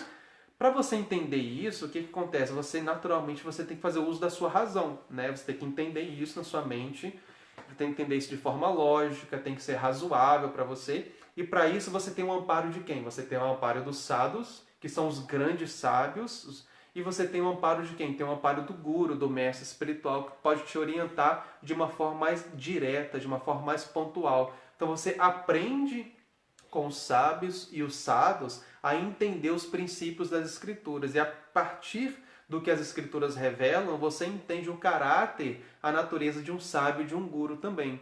Então, partindo desse tripé do Guru, Shastra e Sadhu, os Vedas eles dão o que é oportunidade para a pessoa ter uma rede de apoio para poder compreender os seus ensinamentos, os seus princípios de uma forma muito bem estruturada e não simplesmente baseada numa aceitação cega, numa aceitação que vem de uma tradição, na aceitação de um princípio dogmático. Por mais que algo a princípio pode ser tido como um dogma, no sentido assim, de algo que é uma verdade estabelecida, né? E é uma verdade pronta, uma verdade que é perfeita, mas ela pode ser discutida sim e deve ser discutida. E a gente vê que Krishna, na Bhagavad Gita, ele traz esse ponto. Ele fala para Arjuna, Arjuna, você tem que aprender a verdade. A verdade é uma só, a verdade absoluta.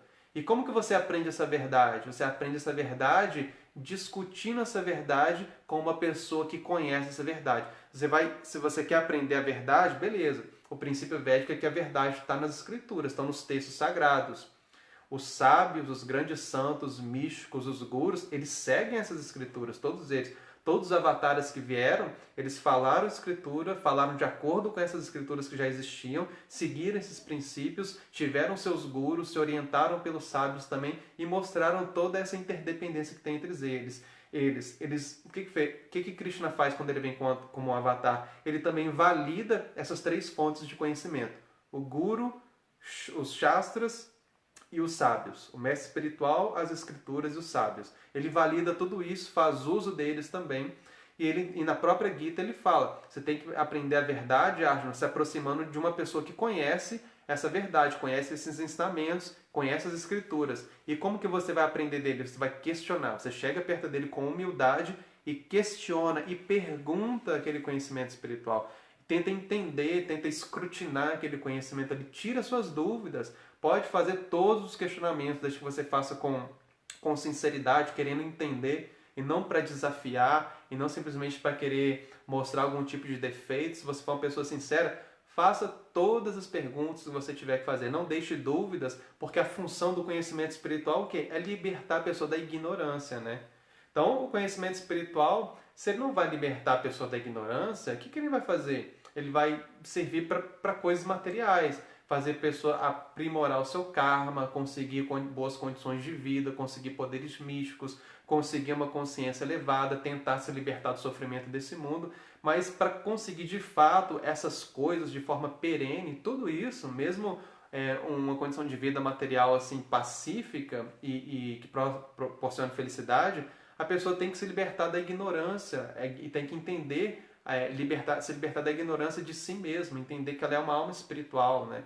E a partir disso, ela entender os princípios espirituais elementares, assim, essenciais, que são válidos para todas as pessoas, em todas as circunstâncias, né? Então, existe esse ponto dos Vedas que é muito importante, e isso aqui vai ficar claro. Aí o Sr. Chaitanya fala, beleza, na era de Kali isso não pode ocorrer, né? Não tem mais brahmanas para fazer esses rituais, então não existe isso mais. Você pegar uma vaca, fazer um sacrifício para aquela vaca conseguir um novo corpo. Ninguém tem pureza, ninguém tem poder para fazer isso mais. Então isso é completamente proibido. Então isso não existe mais. Ele está falando para o caso, não existe isso mais. Isso já existiu e era feito assim, não existia morte, não. Então, aí o Sr. Chaitanya fala, não, beleza, então já que vocês muçulmanos não podem trazer uma vaca morta de volta à vida, vocês são responsáveis por matar elas. Responsáveis por matar elas. Então vocês estão indo para o inferno, vocês estão tendo uma vida infernal, acumulando muito karma, muita atividade ímpia, né? Não, então, como que você vai alcançar a libertação dessa maneira, né? Se você está causando tanto sofrimento para esses animais, né? Os matadores de vacas, aí ele fala, né? São condenados a sofrer por milhares de anos, né? Aí, o Sr. Chaitanya entra num ponto que é um ponto muito interessante, que é o quê? Que ele vai falar, aí ele vai falar da escritura do Kasi. O Sr. Chaitanya, como maior autoridade, como o próprio Deus, né? No Bhagavatam tem um verso muito legal que o Yamaraja, que é o Deus, o semideus do Dharma, da religião, né? Do próprio Dharma, ele fala para os seus servos, né? Ele fala, olha, Dharmas tu sakshat bhagavat pranitam. Ele fala que o Dharma, os princípios essenciais da religião, o próprio Dharma em si, ele só pode ser enunciado por Bhagavan, diretamente por Deus. É Deus que enuncia os princípios do Dharma. Um ser humano comum, ele não tem poder para enunciar os princípios do Dharma, a menos que ele seja empoderado diretamente pela divindade suprema. Mas quem enuncia primordialmente os princípios do Dharma então são o quê? É a própria vontade de Deus. Não é outra coisa, né? A gente trocando em miúdos é isso. O que é o Dharma? É a vontade de Deus. E a vontade de Deus, o propósito de Deus, é justamente beneficiar os seres vivos, fazer com que eles recuperem a sua natureza original espiritual, que se libertem da ignorância, né?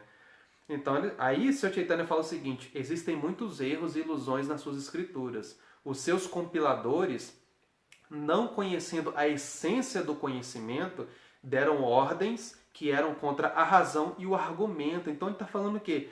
Que a revelação, que o conhecimento que foi compilado das escrituras que o caso seguir tinham defeitos. Por quê? Porque eles não estavam... Assim, a gente entende que não tinham parar. Então, as pessoas que compilaram o conhecimento, eles compilaram dentro de um contexto onde que não existia uma tradição. Que aquela revelação, aquele conhecimento revelado, ele passou a existir naquele determinado momento histórico. E aquela revelação ali, ela, apesar de possuir verdades nela, possuir verdades, veracidade ali, a revelação de Deus pode estar presente ali de fato.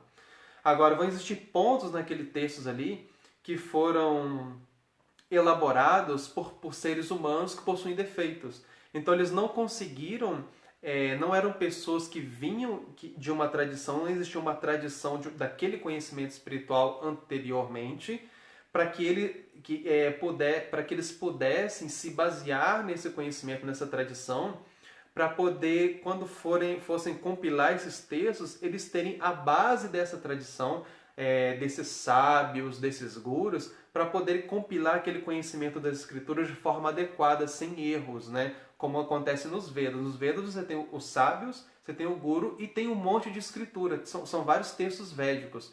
Então você pode consultar vários textos para entender a natureza de um conceito, para ver se a natureza do conceito de um texto realmente está certa. Se uma pessoa não traduziu errada, você pode consultar vários outros textos védicos, né? Então as escrituras são muito vastas. Existe uma tradição milenar que carrega esse conhecimento através do parampará, né? Que é um após o outro.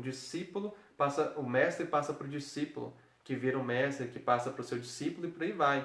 E são o quê? São pessoas que são comprometidas com a verdade, com a veracidade, com esses princípios, né? E você pode entender a natureza dessas pessoas estudando os próprios textos sagrados. Aí você vê se essa é uma pessoa fidedigna. E aí você consulta outros sábios para saber se esse guru é fidedigno. Você consulta também o seu guru e as escrituras para saber se esses sábios são fidedignos também. E você vê que o que o Chaitanya está falando? Olha, infelizmente, no seu caso, você não tem isso, né? entre linhas a gente entende isso, né? Você não tem essa tradição, né? Então as pessoas que compilaram essas escrituras não possuíam essas ferramentas, então de alguma forma eles cometeram erros. Errar é humano.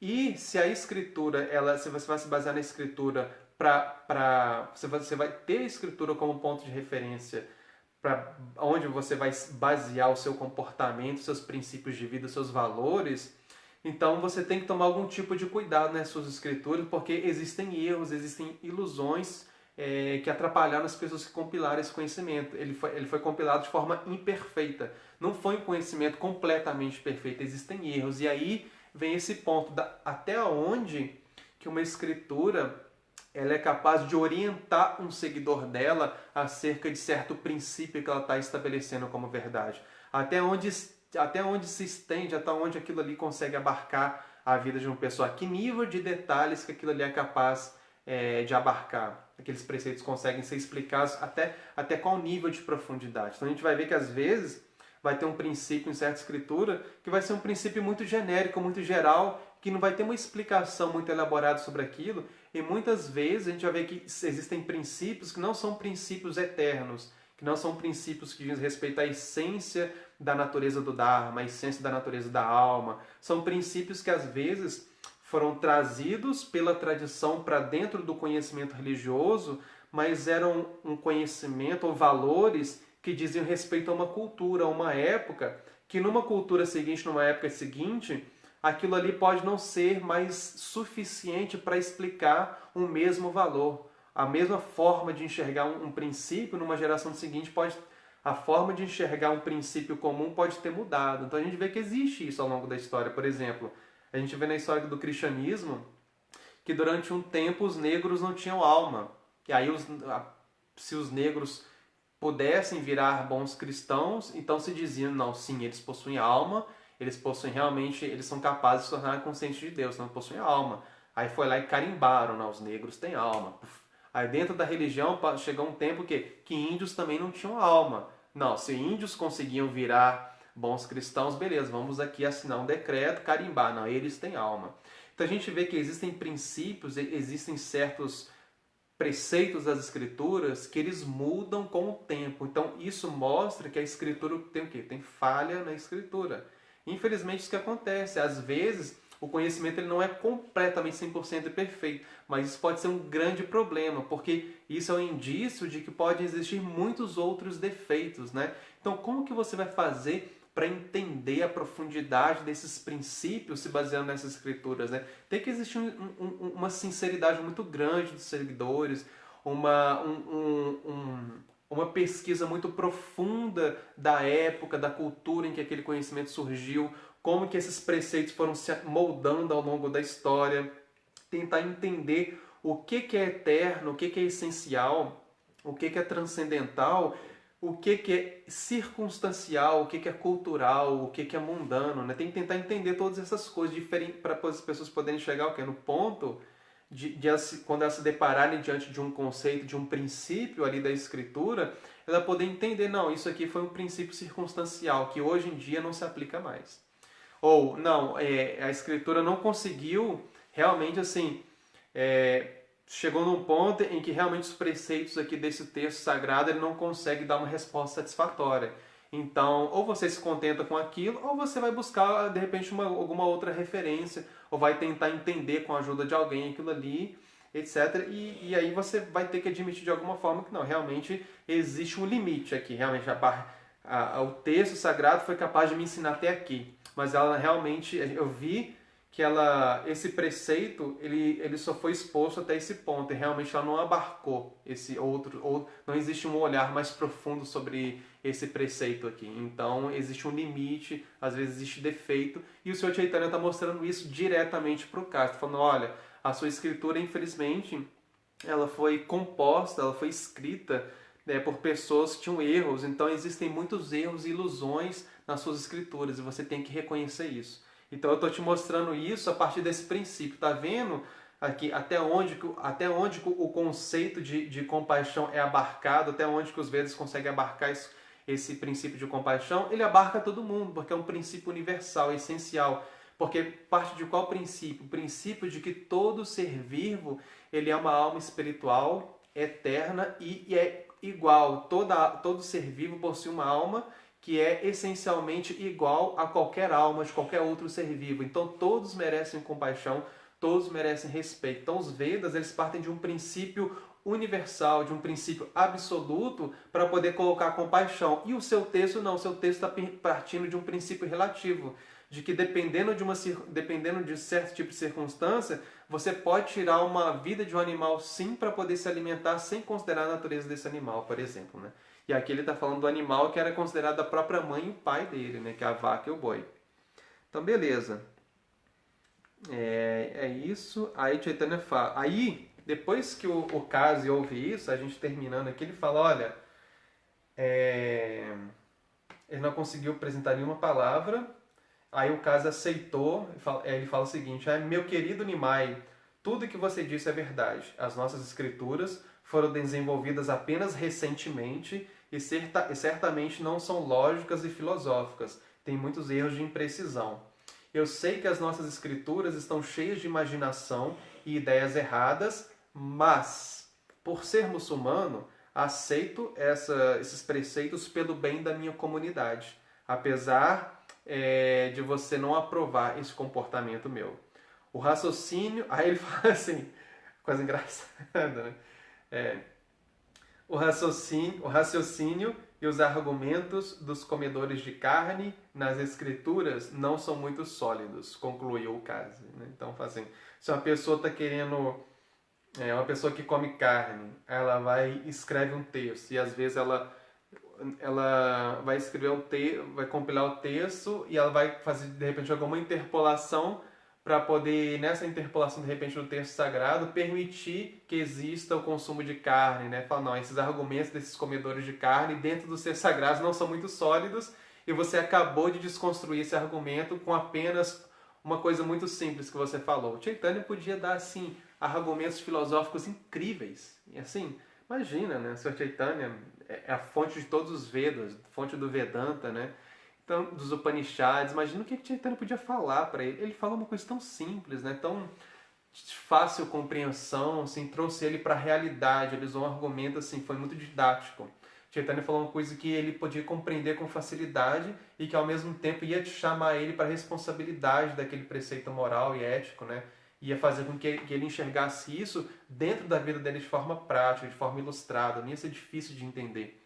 Então o Sr. Chaitanya ele fez isso com o Kasi, né? Deu um argumento muito simples, falou assim, 2 palavrinhas só e pronto, e terminou tudo, né? Não teve muita história com ele.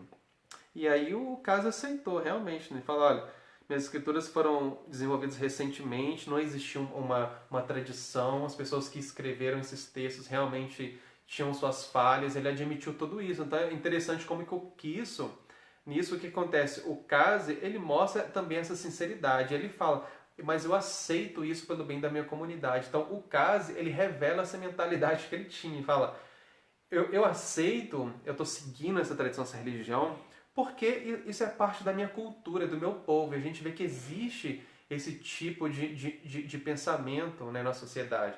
Às vezes a pessoa ela nasce dentro de uma família e às vezes uma religião é muito forte dentro daquela família. É uma tradição que todo mundo é católico, é uma tradição que todo mundo é muçulmano, é a tradição que todo mundo é hindu, todo mundo é Hare Krishna naquela família.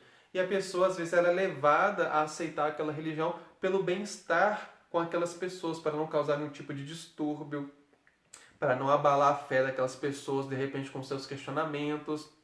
Porém, ao fazer isso, ela está também fazendo um tipo de autossabotagem. Por quê? Porque se o princípio básico do conhecimento espiritual é libertar a pessoa da ignorância, e ela passa pano para a ignorância e vai levando assim a sua religião de uma forma simplesmente movido pela religiosidade da tradição familiar, ela está deixando de considerar a parte mais importante daquela tradição. Então, tipo assim, aí vale o questionamento, né? Bom, eu sigo essa tradição, essa religião, esse conhecimento espiritual para quê? O que eu almejo alcançar com isso, né? O que realmente ela está me proporcionando, né? Qual a importância que eu dou para isso, né? Então a pessoa tem que se fazer esse tipo de questionamento também.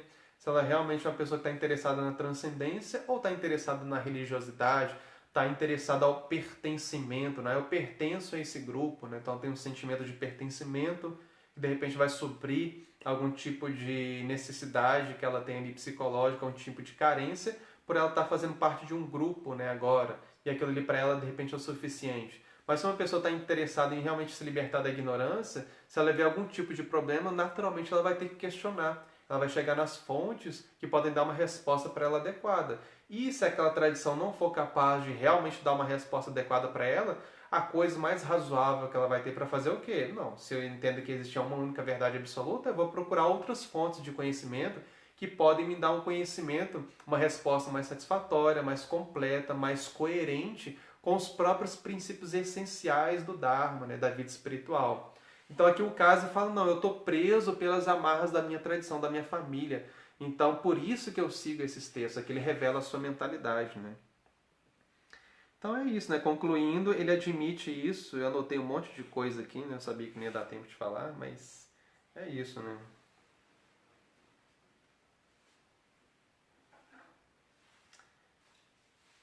Então, assim, uma coisa interessante para terminar é que a grande dificuldade assim, que pode ter de um diálogo interreligioso é como que as pessoas que não têm maturidade para fazer isso, elas não vão conseguir fazer. As pessoas que realmente são ainda muito neófitas, não têm uma compreensão do conhecimento espiritual de uma tradição, para elas, se elas forem tentar fazer um diálogo interreligioso, elas vão tentar defender a sua religião, defender a sua fé, defender a sua tradição, impor princípios, impor dogmas, ser proselitista, tentar vencer o outro, sobrepor o outro e não conseguir conversar a partir de princípios filosóficos profundos ou conversar a partir de princípios comuns sem atacar a fé do outro, sem reconhecer os limites da sua tradição.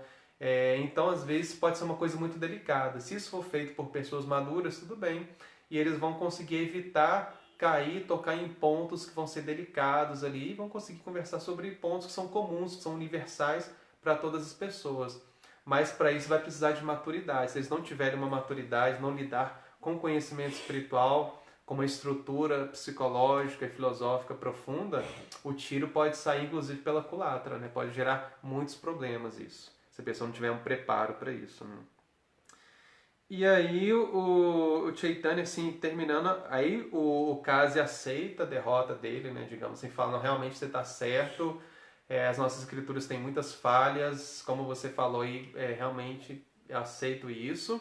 E ele fala, e Chaitanya pergunta, olha, eu estou vendo que aqui no seu distrito existe um cantar constante de Kirtan, né, dos santos nomes, por que você não repreendeu eles? Aí o Kasi fala o seguinte, olha, depois daquele dia que eu fui lá impedir o Kirtana de vocês, eu tive um sonho à noite. Nesse sonho apareceu um leão gigante, metade homem, metade leão no meu sonho, e ele me ameaçou, ele me derrubou no chão, montou no meu peito e disse que ia acabar com a minha vida se eu fizesse isso de novo, se eu impedisse esse movimento de Sankirtana. Ele falou, olha, se você impedir esse movimento, pedir que as pessoas cantem os meus santos nomes de maneira assim popular, se você não liberar, você proibir de alguma forma, causar algum tipo de impedimento por cantar os meus nomes, então eu vou acabar com a sua vida, eu vou acabar com a sua vida definitivamente. Eu só estou sendo misericordioso com você porque você foi lá aquele dia e você voltou e você não voltou lá de novo para proibir terminantemente. Você não foi lá e perturbou de novo, só foi um dia. Então por isso eu tô vindo aqui e te dando esse aviso, que se você fizer isso de novo e realmente proibir esse cantar, eu vou aparecer, vou acabar com a sua vida. Aí ele mostrou o peito dele assim pro Sr. Chaitanya, abriu a blusa, levantou a blusa, mostrou o peito dele, aí o peito dele estava todo arranhado, que eram as marcas das unhas de Nishinradeva. Nishinradeva apareceu no sonho, arranhou o peito dele e as marcas das unhas de Nishinradeva estavam no peito dele. E Nishinradeva é a encarnação de Krishna, a encarnação de Chaitanya, que é o próprio Krishna, né? E aí ele falou, a partir desse dia, eu não perturbei mais as pessoas aqui, deixei elas cantarem os santos nomes, eu entendi que era o próprio Narayana, o próprio Deus Supremo, que quis isso, então eu não criei nenhum tipo de perturbação. E quando os meus homens foram também impedir, eles falaram que as suas barbas, os seus bigodes, os seus cabelos, o seu rosto começou a pegar fogo quando eles foram tentar impedir as atividades do Kirtana público, dos Kirtanas que estavam sendo realizados. Todos eles voltaram para mim e me contaram que aconteceu isso com cada um deles. Todos eles foram queimados. Aí eu entendi que eu estava cometendo uma ofensa contra Vishnu, uma ofensa contra o Deus Supremo, e eu decidi não proibir mais. Aí então ele falou, né? Realmente teve uma experiência ali com Deus, uma experiência, um tipo de epifania, um encontro direto com Deus, e Deus, na forma de Nishinradeva, revelou para ele, não, você não vai fazer isso. Né? Você não pode fazer isso.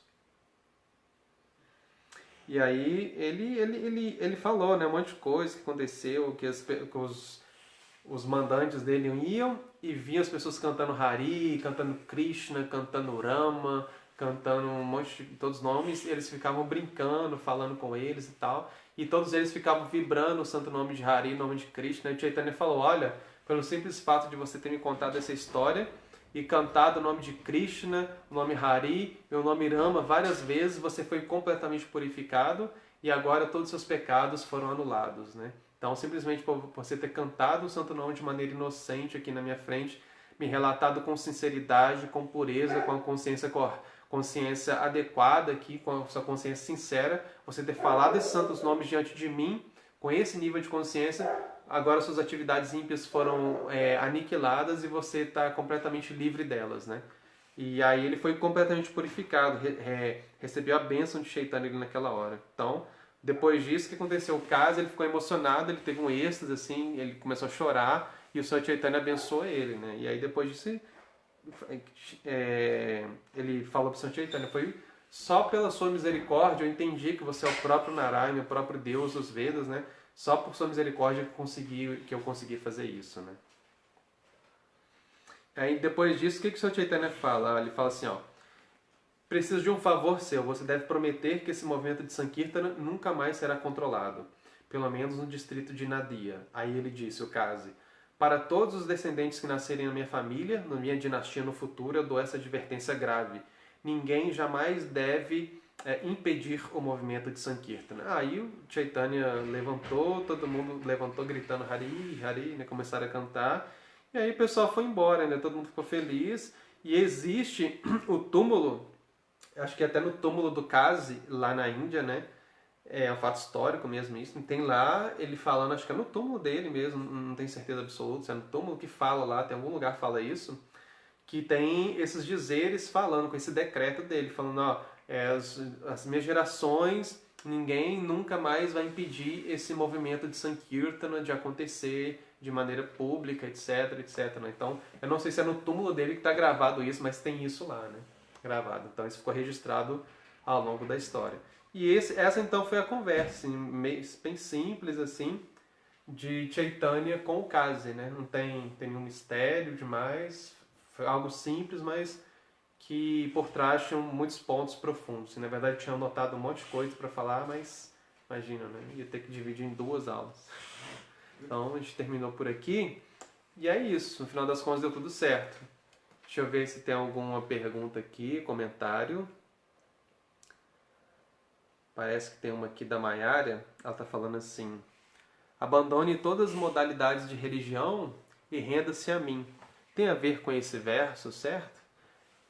Tem a ver com esse certo, a questão de abandonar o Dharma, quando Krishna fala isso na Bhagavad Gita, que é a última instrução dele, ele está justamente falando para realmente a gente entender a verdade que justamente está por trás de todo o Dharma que a gente segue, todos os princípios religiosos que a gente segue, né?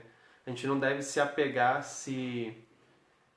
não deve ter o cumprimento do Dharma como uma meta, como aquilo que é suficiente para a gente alcançar a verdade, que o conhecimento espiritual ele ultrapassa o Dharma, ultrapassa os princípios da ética, da moral, que isso por si só não são coisas suficientes, não podem dar para a gente o resultado último, final espiritual.